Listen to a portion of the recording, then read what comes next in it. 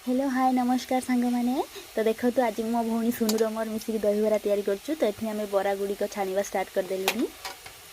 एबे हमर बिरी बरा गुड़िक पूरा पूरी खैरी कलर माने ब्राउन कलर हो आसलानी जे एबे आम एको काढ़ी पारिबु आराम से। देखो तो आम बिरी बरा गुड़िक केते सुंदर शेप रे हेची। तो एबे आम बरा हे गेला मैं एको एबे काढ़ीबु। देखंतु बरा हमर एठी केते सुंदर भाबरे छणा चलीची। आउ बरा को आम छाणी की एबे पानी रे पकोउचु। देखंतु बरा एबे मु छाणी की ए पानी रे पकोउची। तो दहीबरा सह आम एठी मटर तरकारी करूँ से आम एठी मटर और आलू को प्रेसर भल भाव में सीझे देचु। देखो केते सुंदर सीझी जाइए आमर मटर आउ आलू।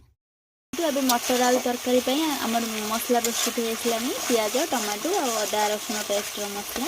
तो यापर आम मटर आलू तरकारी तैयारी करूँ। एबे देखंतु दहीबरा आम दही बनैवा स्टार्ट कलु। तो प्रथम आम दही रे किछि पानी मिसौचु। एबे आमे दही आ पानी को भल भाग में मिक्स कर नेलु।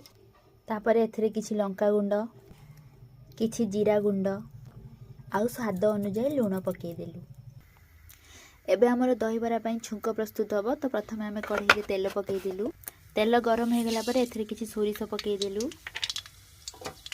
एबे देखंतु हमर सोरिष केते सुंदर भाव में फुटुची। तो तापर एथिरे सुखिला लंका पकेलु। देखंतु तापर आमर सबुठ इम्पोर्टाट भुसुआ पत्र आम पकड़ू छुंक पाई। एबे आमर छुंक प्रस्तुत हो आसलानी।